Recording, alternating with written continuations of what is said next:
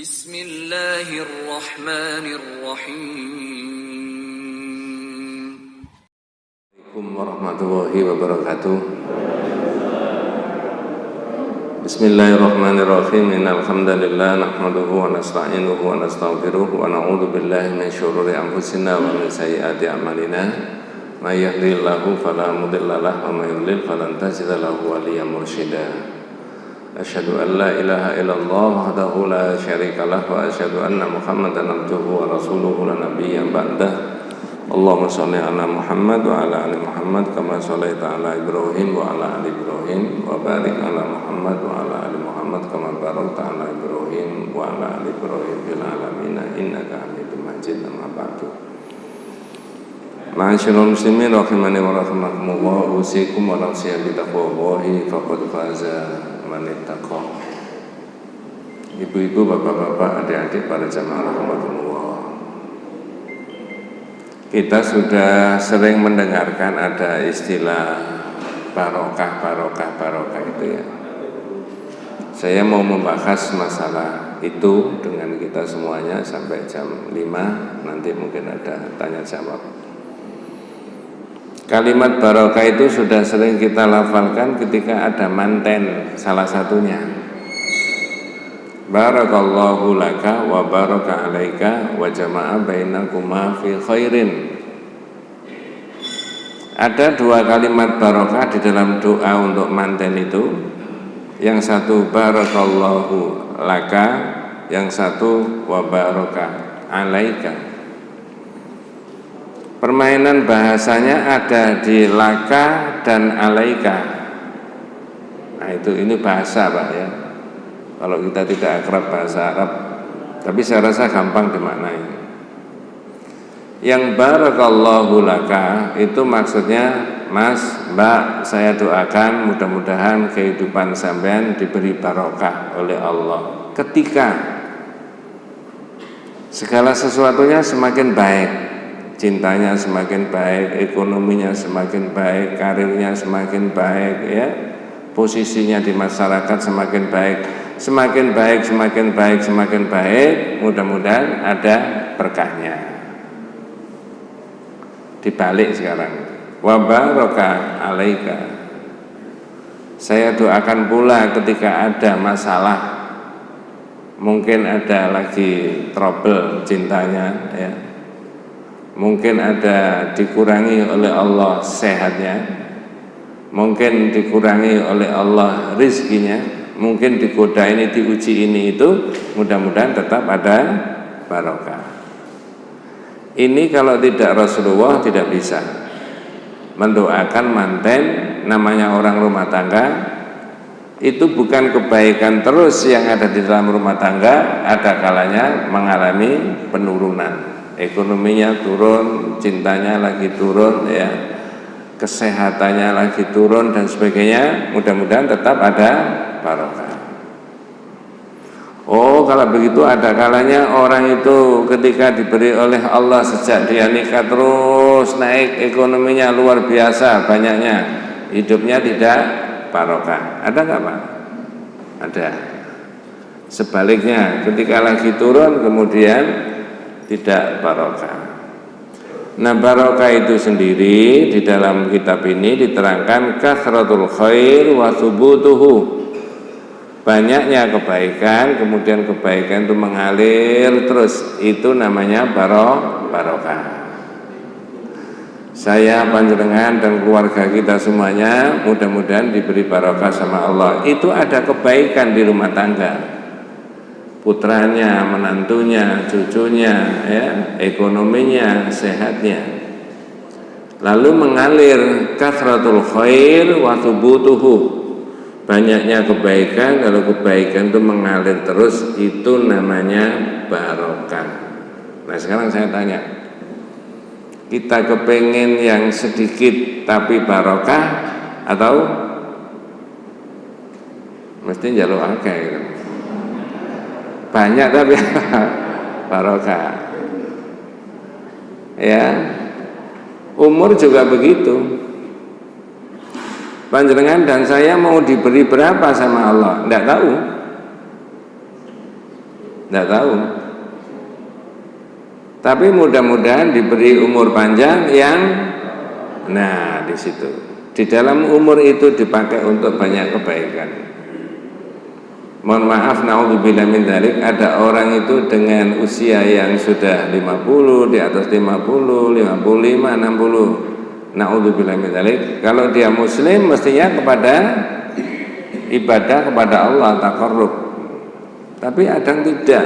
Naudzubillah, mudah-mudahan bukan kita ya. Jadi umur panjang yang ada berkahnya. Ya begitu. Kemudian wa talabul barakah la yakhlu min amrayni itsnaini. Orang mencari keberkahan itu tidak lepas dari dua poin. Nah, ini tugasnya panjenengan itu mengangan-angan ya. Jadi orang memperoleh barokah, wa talabul barakah la yakhlu min amrayni itsnaini, tidak lepas dari dua. Apa maksudnya? Pertama adalah bi amrin syar'iyyin maklumin, dan yang kedua bi amrin hissiyyin maklumin. Itu istilah di dalam kitab itu. Apa maksudnya bi amrin syar'iyyin maklumin? Dengan sesuatu yang menurut syariat. Yang pertama, saya ulangi, ini penting. Jadi ibaratnya ini kunci Pak, dua ini. Saya dan panjenengan diberi Allah barakah tidak lepas dari dua. Atau tolabul barakah, mencari keberkahan tidak lepas dari dua. Pertama, bi amrin syar'iyyin, dengan sesuatu yang menurut syariat. Maksudnya benda, barang, tempat, waktu oleh Allah disebut ada barokahnya, atau oleh hadis oleh Nabi disebut barokah, itu namanya bi amrin syar'iyyin maklumin, dengan sesuatu yang menurut syariat. Oh iya, ada barokahnya Pak, ada dalilnya tak? Nah begitu maksudnya. Contoh. Apakah air ini ada barokahnya? Loh, jangan ragu Pak, ini bukan salah benar. Ada. Yang menyebut siapa? Allah. Mana dalilnya? Surat Qaf ayat 9. Ya. Wa nazzalna minas sama'i ma'am mubarak. Kami turunkan air dari langit, maksudnya hujan, itu ada barokahnya. Apa maksudnya air itu ada barokahnya? Nah, lihat di keterangannya para ulama dan para sahabat. Air itu disebut ada barokahnya, maknanya adalah katsirul manafi'. Air itu banyak manfaatnya. Di dunia ini tidak ada makhluk hidupnya Allah yang tidak butuh air. Betul Pak ya? Apakah manusia bisa membuat air? Loh, ini biasa ini. Bisa? Tidak bisa. Berikutnya, apakah di dalam air ini ada hukumnya Allah? Contohnya? Buktinya bahwa di dalam air ini ada hukumnya Allah. Ketika dipanasi sampai 100 derajat, air ini apa? Mendidih, walaupun kita tidak pernah ngukur. Ketika dimasukkan di freezer, air ini jadi apa? Beku. Ini buktinya di dalam air ini ada hukumnya Allah. Karena air ini yang menciptakan, membuat adalah Allah dalam iman kita. Sebenarnya manusia itu tidak boleh meminum air kalau tidak minta izin kepada Allah dulu. Dengan cara mohon dijawab dengan jujur, kalau kita minum itu akeh laline apa akeh ilinge? Maca bismillah.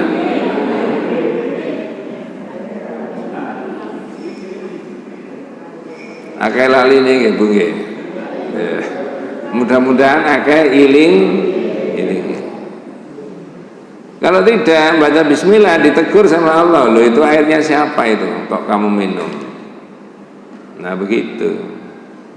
Jadi ada keberkahannya di dalam air itu. Maksudnya kathirul manafi', banyak manfaatnya. Tidak ada makhluknya Allah di dunia yang tidak butuh air. Saya beri contoh air. Dua contohnya. Apakah Al-Quran itu ada barokahnya, Pak? Jawabannya ada. Yang ada barokahnya itu Al-Fatihah, apakah Yasin, apakah Al-Fatihah sampai An-Nas? Semuanya. Yang bilang Quran itu ada barokahnya siapa? Hah? Itu tadi yang saya katakan di awal, bi amrin syar'iyyin ma'lumin, dengan sesuatu yang menurut syar'i. Berarti kalau Al-Quran itu ada barokahnya, yang menyebut Allah sendiri. Kitabun anzalnahu ilaika mubarak liyadabbaru ayatihi wa liyatadzakkara ulul albab. Surat Sad ayat 29. Kitab yang saya turunkan kepadamu Muhammad, Quran itu ada barokahnya. Kitabun anzalnahu ilaika mubarak. Jadi kalau adik-adik kita, masyarakat kita, iku ono barokah Quran. Betul. Mana Mas yang ada barokahnya? Mulai Al-Fatihah sampai An-Nas. Sekarang pertanyaannya, apa maksudnya barokahnya Quran itu? Maksudnya barokahnya Quran itu apa? Nah, saya beri contoh. Panjenengan dan saya atau siapa saja pergi haji dan umroh, di sana beli Quran, boleh Pak? Quran dari Mekah, terus dibawa pulang, ditaruh di kamar 1, kamar 2, kamar 3, Qurannya nggak pernah dibaca, dan meyakini ini Quran dari Mekah supaya dapat barokahnya. Apa begitu kira-kira? Tapi orang yang mirip-mirip punya pikiran begitu ada nggak? Banyak apa sedikit? Orangnya ikut ngaji?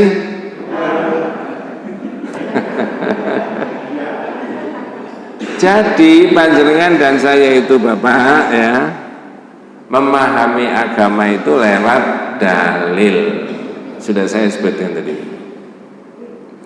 Oh, Quran ada barokahnya yang menyebut Allah Pak Ustadz. Ya. Surat apa? Surat Shad ayat 29 dan surat yang lain-lain. Maksudnya apa? Quran itu ada barokahnya. Bukan seperti itu tadi. Atau Quran ini ditulis oleh para ulama zaman dulu, sudah ribuan tahun sampai sekarang masih tetap bagus Pak. Ya, kalau orang pegang itu ya diusapkan di mukanya supaya dapat apa? Tidak begitu. Maka ambillah makna bahwa Quran itu ada barokahnya melalui yang diterangkan di dalam Al-Quran sendiri. Apa maksudnya Quran itu ada barokahnya? Hadzal kitabun nafi' linnas.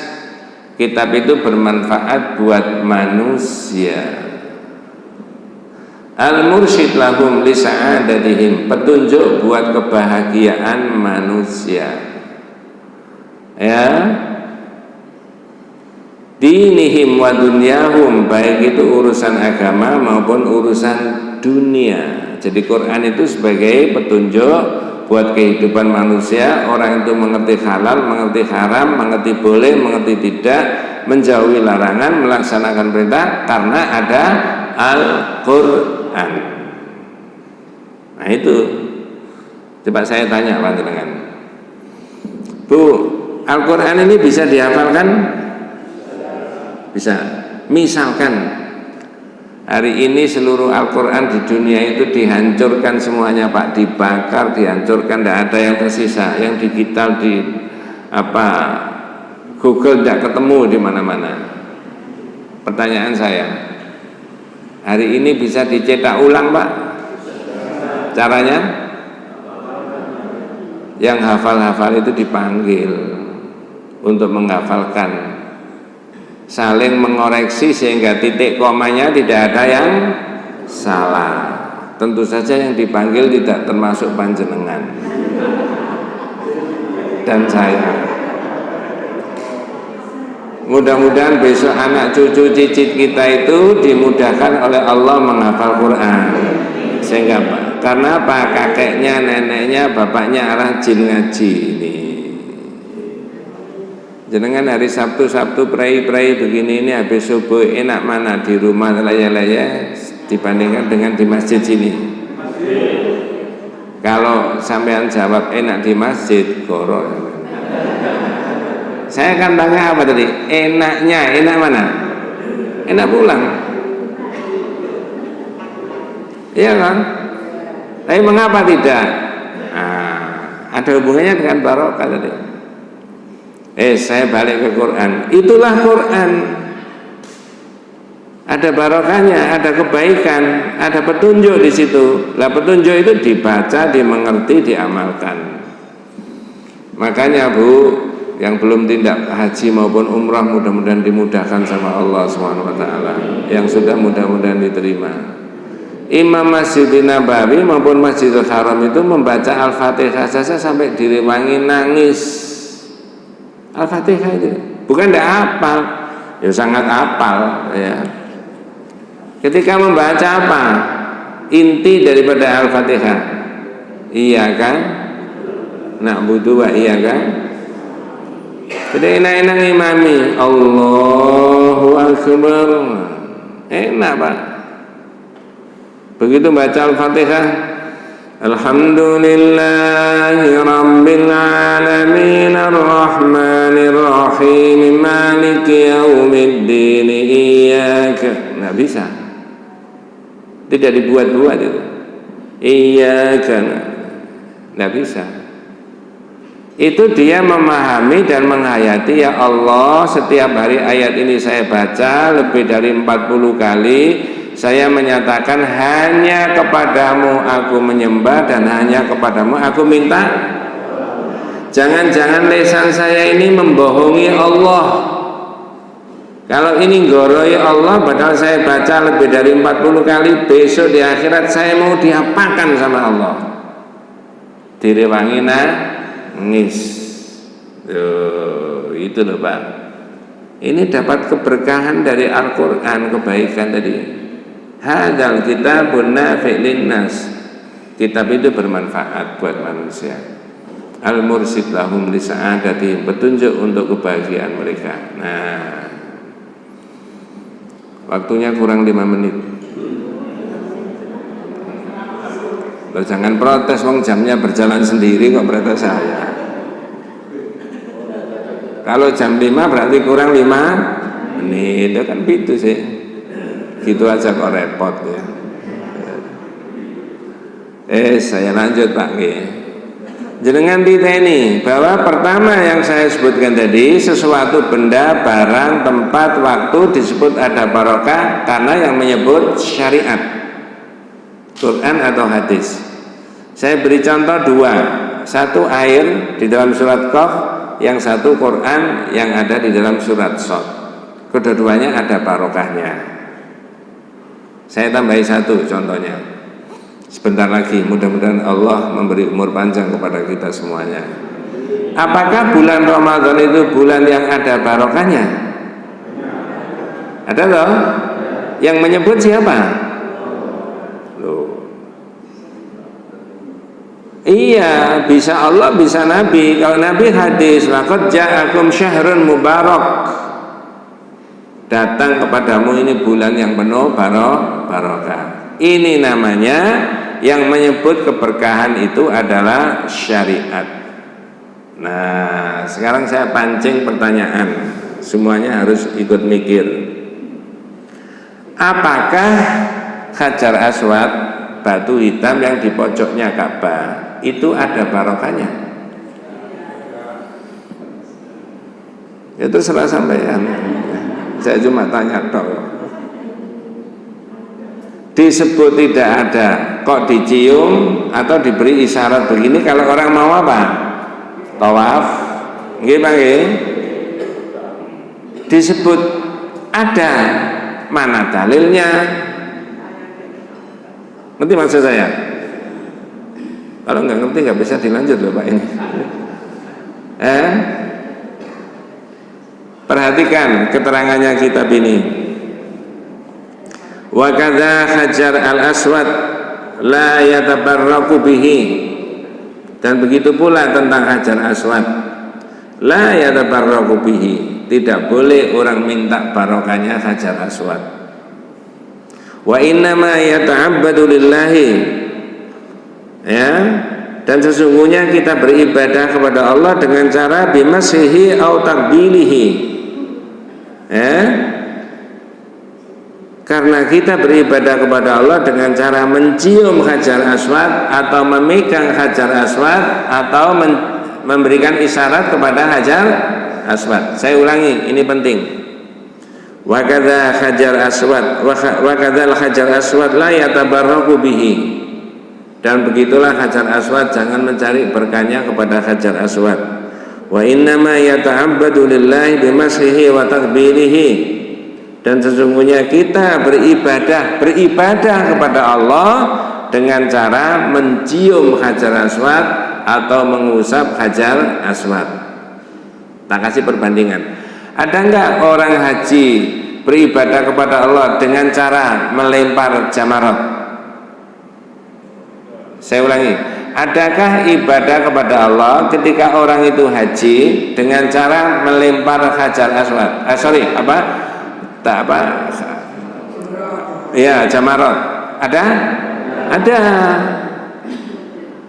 Jadi orang ngambil kerikil melempar jamarat, ini ibadah.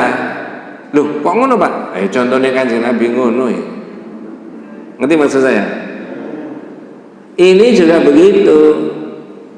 Menurut pendapatnya kitab ini, jangan mencari barokahnya hajar aswad, tapi beribadah kepada Allah dengan cara mencium hajar aswad atau mengusap hajar aswad atau memberi isyarat dari jarak jauh kepada hajar aswad. Mengapa kok begitu?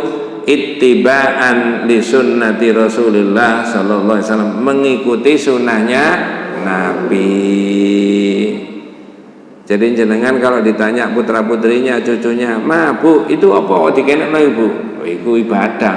"Ini ibadah." "Iya." "Berarti nek sampean pamitan dadang niki ibadah." "Oh, seje." Ngerti maksudnya? Karena Rasulullah dulu mensunahkan begitu, lalu saya ikuti, ini namanya ibadah. Tapi kepada cucu, kepada keluarga begini itu tidak ibadah, tidak ada sunnahnya, tidak ada hadisnya, tidak bagian daripada apa? Ibadah. Orang mau pergi terus rumahnya, tiangnya rumah cagake omahe dikenekno, ibadah apa bukan? Enggak. Tapi kok hajar aswad gini ibadah? Oh, Nabi dulu begitu. Nah, bingung Pak? Enggak loh? Belum jam 5 kok. Ini namanya ittiba'an li sunnati Rasulullah wa bidzalika tahsul bi barakati thawab. Kalau orang berharap dengan ibadah mencium hajar aswad atau memegang hajar aswad, barokahnya adalah thawab, yaitu pahala dari Allah. Karena itu ibadah. Berarti orang mencium hajar aswad ini ibadah, Pak? Iya, dapat pahala. Iya.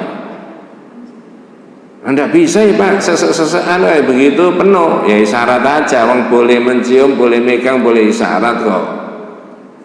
Sama saja. Enak agama itu kalau pakai dalil, itu loh. Nah begitu. Walidza qala Umar radhiyallahu anhu inni. Nah ini Umar bin Khattab. Siapa Pak Umar bin Khattab itu? Sahabatnya khalifah yang kedua. Ketika mau mencium hajar aswad, di depan hajar aswad mau mencium, ini sudah sering diterangkan Pak Kiai di mana-mana itu. Coba saya cek apa omongannya Umar. Monggo.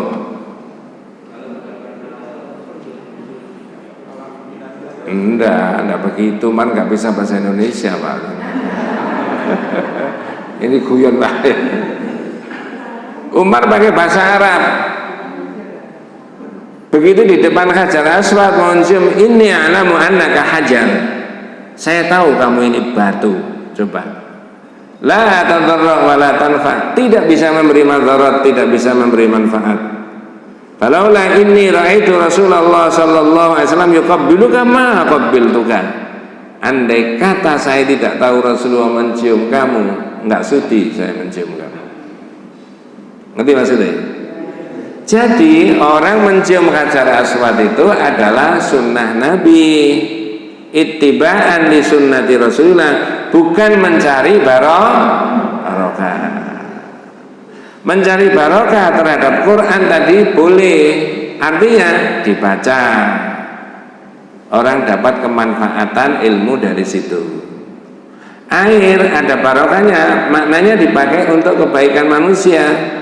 Tohara bersuci itu juga pakai air salah satunya. Ya, membersihkan badan juga pakai air, disebut-sebut di dalam Al-Quran. Nah begitu. Wes, sudah setengah jam. Masih ada waktu? Oh, ini masih panjang. Ya. Tadi saya menyebut orang memperoleh barokah, wa talabul barokah la yakhlu min amrayni itsnaini. Pertama adalah dari dua tadi pakai syariat. Yang kedua bi amrin hisiyyin maklumin, dengan sesuatu yang menurut indrawi. Contoh, Mas melok ngaji, cek oleh barokah. Bener Pak?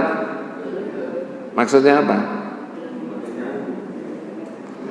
Di situ ada Quran dibaca, diterangkan sama Pak Kiai, Pak Ustadz. Di situ ada hadisnya Rasulullah, seolah-olah kita didhawuhi oleh Nabi. Kalau kita perhatikan, maka kita dapat kebaikan, kita dapat ilmu. Itu namanya orang dapat apa? Barokah. Mohon maaf, saya tidak bermaksud mengelolok. Apakah ada orang punya pikiran tentang pengajian itu ada barokahnya itu dengan cara begini? Ustadznya tadi, kiainya tadi disuguhi wedang kopi, terusnya diminum cuma separuh, pengajiannya sudah buyar, kopinya tinggal apa? Separuh, terus diapakan? Supaya dapat apa? Mohon maaf kalau ada yang berbeda pendapat. Tidak begitu. Tidak begitu. Kalau antum kepengen dapat barokah dari talim, ikut ngaji, dengarkan, catat apa keterangannya Pak Kiai, hadisnya mana, Qurannya mana, saya dapat kebaikan. Berarti dapat barokah dari pengajian. Enggak, tidak seperti itu. Doa juga begitu, kan doa. Minta doanya Pak Ustadz, Pak Kiai. Ya. Saya itu sering kali Pak di masjid-masjid itu, naudzubillah min dzalik, mudah-mudahan tidak riya. Setiap hari saya itu mengunjungi masjid dan majelis taklim. Lebih dari berapa masjid yang saya kunjungi itu. Ya, banyak sekali. Tadi malam dari Al-Fajar. Ya. Nanti sore mestinya jadwalnya di Al-Mila, tapi dirubah karena ada Al-Mila acara khusus. Saya bilang alhamdulillah karena saya sudah 2 kali di Al-Mila. Ya. Seringkali di masjid ketemu anak kecil-kecil, saya doakan, Allahumma faqihu fiddin wa 'allimhu fit ta'wil. Ya Allah, anak ini jadikan orang yang mengerti agamanya dan jadikan anak ini mengerti takwilnya Al-Quran. Besok ketika kita nggak ada, saya nggak ada, anak ini jadi ulama besar. Kita punya kontribusi doa di situ. Doa ada barokahnya, disebar oleh siapa saja, orang-orang soleh dan solihah. Lalu orang itu, anak tadi dikabulkan doanya oleh Allah, maka itu keberkahan dari doa, bukan lesannya ini Pak Kiai yang ada Pak. Oh, lesannya Pak Kiai itu ada barokahnya itu, makanya jaluk idune Pak Kiai. Mohon maaf, bukan begitu Pak ya. Begitu. Itulah namanya keberkahan-keberkahan yang disebutkan di dalam Al-Quran tadi. Nah, kalau tadi saya menyebutkan Hajar Aswad, menurut pendapat kitab ini juga tidak ada berkahnya, tapi barokah itu bisa kita ambil, dapat pahala karena kita mencium mengikuti Nabi. Pertanyaannya begini, saya kembangkan lagi.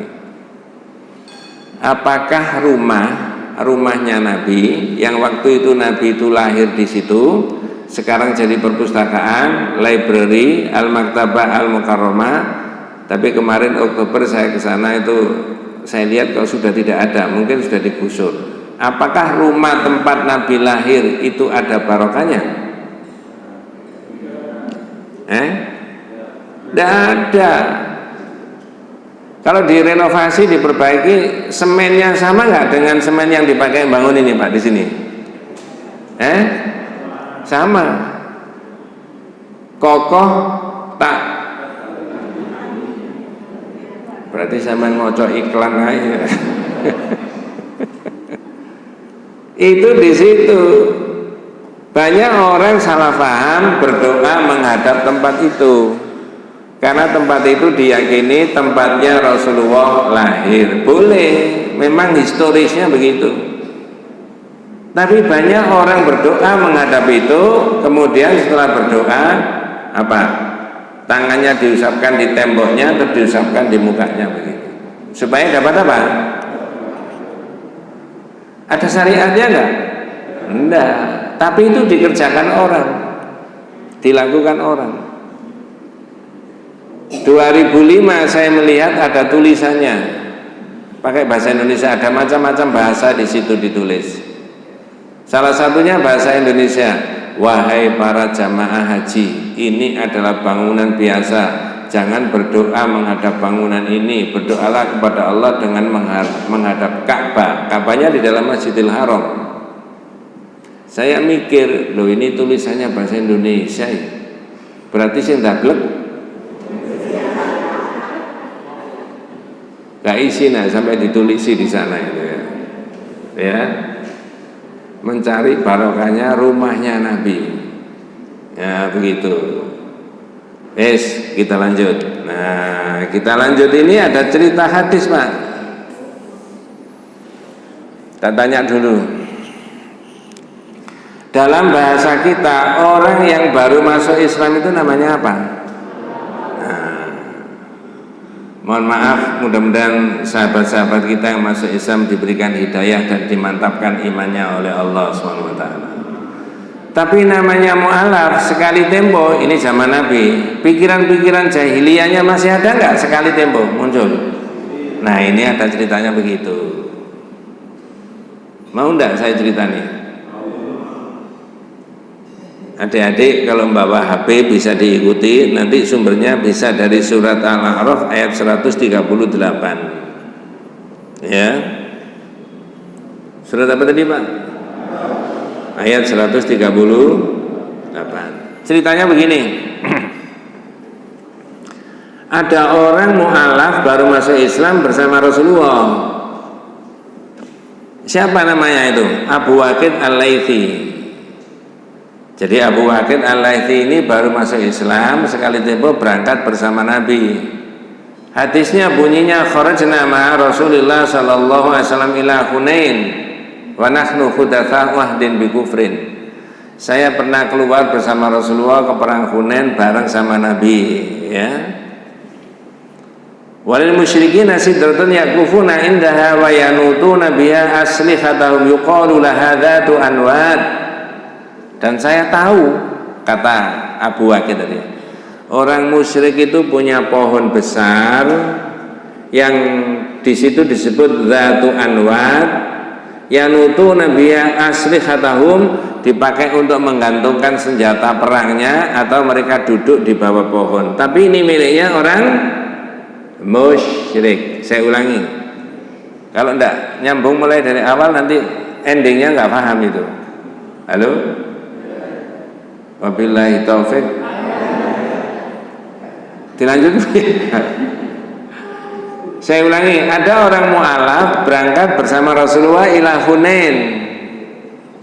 Dia ini baru masuk Islam, tapi dia tahu walil musyrikin sidratun yaqufuna indaha wa yanutuna biha aslihatahum yuqalu laha dzatu anwad. Ini yang harus jenengan kita ini. Saya tahu, kata Abu Waqid, orang musyrik itu punya pohon besar yang pohon itu oleh orang musyrik, sering mereka datang ke situ, duduk di bawahnya, bersemedi, lalu alat-alat perangnya itu digantungkan di situ. Famararna bidil kasidra, saya lewat tahu ada pohon itu miliknya orang musyrik. Fakulna, lalu saya ngomong ke Rasulullah, nah ini, ya Rasulullah, ij'al lana dzata anwad kama lahum dzatu anwad. Nabi, itu loh orang musyrik punya pohon besar itu yang sering dipakai untuk bersemedi, duduk di situ lalu menggantungkan perang, alat-alat perangnya. Mbok kita ini dibuatkan sendiri kayak mereka. Ngerti maksudnya Pak? Halo? Jadi Abu Waqid usul supaya orang Islam buat sendiri kayak orang musyrik. Mereka punya pohon Nabi. Nah kita nggak punya pohon besar nih yang dipakai untuk mencari keberkahan itu. Apa jawabannya Nabi? Allahu Akbar. Nah, Abu Waqid, Allah itu maha besar. Bu, telinga saya, telinganya panjenengan, kalau ada orang duduk sebelah kita, dia ngomong subhanallah, alhamdulillah, Allahu Akbar, berisik apa enggak ya? Senang apa enggak? Baik, sampai di situ aja. Loh, lisannya Nabi itu kalau ada apa-apa yang enggak kena Pak. Allahu Akbar, subhanallah, itu loh. Yang diagungkan itu Allah. Kalau ada barang enggak kena itu, ini enggak kena, ini enggak baik. Abu Waqid usul sama Nabi supaya dibuatkan pohon sendiri milik umat Islam seperti miliknya orang musyrik. Terus Nabi yang disebut siapa tadi? Allahu Akbar. Makanya jenengan kalau duduk dengan orang itu syukur kalau ketemu sama sebelahnya itu orang ahli zikir, seneng Pak ya? Subhanallah, alhamdulillah. Nggih Pak, saya diingatkan jenengan bolak-balik zikir, seneng saya. Ya. Jangan berisik Pak. Wes, nanti keliru, kita lanjutkan aja. Ya Allah, dunia itu macam-macam Pak ya. Orang itu mudah-mudahan panjenengan dan keluarga saya diberi hidayah sama Allah Subhanahu wa taala. Ya. Saya lanjut. Ini ceritanya belum tuntas. Nabi tadi bilang Allahu Akbar, innaha sunan. Abu Waqid, itu tradisinya nenek moyangnya orang kafir. Mereka punya pohon itu, ya. Allah itu maha besar. Walladzi nafsi biyadi qultu kama qala banu Israil li Musa. Qultum kama qala banu Israil Musa. Demi Allah. Nah, kalau tidak penting Rasulullah nggak sumpah, tapi ini menyangkut akidah, keyakinan supaya tidak salah. Nabi bersumpah, ya, usulmu itu tadi supaya umat Islam buat pohon sendiri kayak orang kafir, sama dengan usulnya Bani Israel kepada Nabi Musa. Itu kalau pakai bahasa sederhana. Abu Waqid, usulmu itu ya supaya orang Islam buat pohon sendiri, lalu mereka mencari berkah di pohon. Itu sama dengan usulnya Bani Israel zaman dulu kepada Nabi Musa. Terus di mana ada usulnya Bani Israel kepada Nabi Musa? Tadi saya menyebut surat apa tadi Pak? Ayat 138. Monggo Pak, nggih, agak keras. Terjemahnya saja.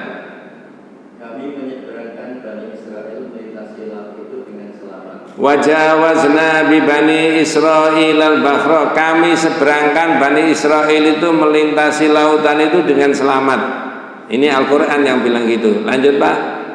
Ketika mereka sampai pada suatu kaum yang masih tetap menyembah berhala. Fatau ala qaumin yaqufuna ala asnamin lahum, ketika Bani Israil itu diseberangkan oleh Nabi Musa melintasi laut dan tahu ada orang yang masih menyembah berhala, Bani Israel usul sama Nabi Musa. Ini yang saya katakan disamakan dengan usulnya Abu Waqid ke Rasulullah tadi. Apa usulnya Bani Israel kepada Nabi Musa? Monggo. Wahai Musa, buatlah untuk kami Tuhan berupa berhala bagaimana Tuhan-Tuhan. Ya Musa, ij'al lana ilahan kama lahum alihatun. Musa, mbok kita ini buat Tuhan sendiri seperti mereka punya Tuhan. Saya ulangi ringkesnya. Bani Israel dibebaskan dari cengkeramannya Fir'aun, menyeberangi laut sama Nabi Musa, berjalan bersama-sama. Tapi ketika Bani Israel tahu ada orang yang masih menyembah berhala, Bani Israel usul kepada Nabi Musa, Musa, mbok kita dibuatkan sendiri seperti mereka punya Tuhan. Lah usulnya Bani Israel ini sama dengan usulnya Abu Waqid Al-Laitsi yang supaya Nabi membuatkan pohon sendiri seperti orang musyrik. Ngerti maksudnya? Halo? Ini penting. Jawabannya Nabi Musa apa Pak? Monggo. Musa berkata, Musa menjawab, sesungguhnya kamu adalah kaum yang bodoh. bodoh. Ini Nabi Musa, innakum qala Musa innakum qaumun tajhalun. Kamu ini orang yang bodoh. Itu Nabi Musa. Lah kalau Musa Surabaya,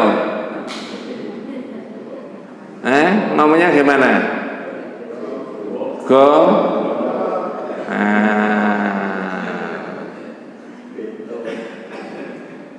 Apa maksudnya Pak? Mudah-mudahan tidak salah paham panjenengan. Orang yang mencari keberkahan kepada pohon, kepada batu, kepada kuburan, kepada apa saja yang tidak disebutkan menurut syariat atau tidak disebutkan menurut indrawi, sama dengan ceritanya Bani Israel kepada Nabi Musa. Ini akidah, keyakinan. Orang yang sudah wafat mudah-mudahan diberikan rahmat sama Allah Subhanahu wa taala. Dimakamkan, ini orang soleh Pak. Oh iya, mudah-mudahan bagus. Mudah-mudahan diterima sama Allah kesalehannya, zahirnya begitu. Ini hafal Quran, alhamdulillah. Mudah-mudahan anak saya juga bisa hafal Quran. Boleh enggak berdoa kayak begitu? Halo?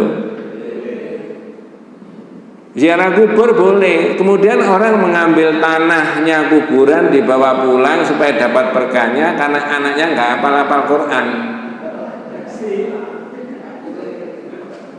Mohon maaf, yang mirip-mirip begitu ada nggak di masyarakat? Kalau di tauhid enggak. Bu, Pak, ngapain kok ngambil tanah kuburan sak gegem itu? Anu Pak, ini tanah kuburannya orang soleh, hafal Quran Pak. Dulu masih kecil sampai tua itu Masya Allah nggak hilang hafalannya. Lah saya kepengen anak saya itu hafal Quran koyok dia, makanya saya ambilkan tanah kuburannya. Kayak apa Bu? Tak raup norai ini anakku. Tambah hafal apa tambah enggak kira-kira Pak? Saya tidak mengolok-olok Bu, tapi ini akidah. Saya diberi kesempatan ngaji tauhid, saya terangkan akidah yang betul seperti begitu. Maka kewajiban kita berdoa kepada Allah kalau ingin keberkahan putranya hafal Quran, hafal hadis, ajari dengan baik, masukkan sesuatu yang halal-halal, berdoalah kepada Allah, tingkatkan ibadahnya, mudah-mudahan dimudahkan sama Allah. Bukan mencari keberkahan yang ada di kuburan dibawa pulang itu tadi. Kalau itu kuburan. Kalau pohon diambilkan daunnya dibawa pulang. Kalau batu diambilkan bentuknya batu dibawa pulang. Tidak begitu. Inilah orang yang sudah syahadat tentang Allah, akidahnya harus dibersihkan dari perbuatan apa? Syirik. Ya. Na'udzubillah min dzalik. Mudah-mudahan panjenengan dan keluarga saya, kita semuanya senantiasa diberikan rahmat barokah hidayah Allah Subhanahu wa taala. Hadanallahu wa iyyakum ajmain. Kita tutup dengan doa kafaratul majlis. Subhanakallahumma wa bihamdika asyhadu an la ilaha illa anta astaghfiruka wa atubu ilaik. Assalamualaikum warahmatullahi wabarakatuh.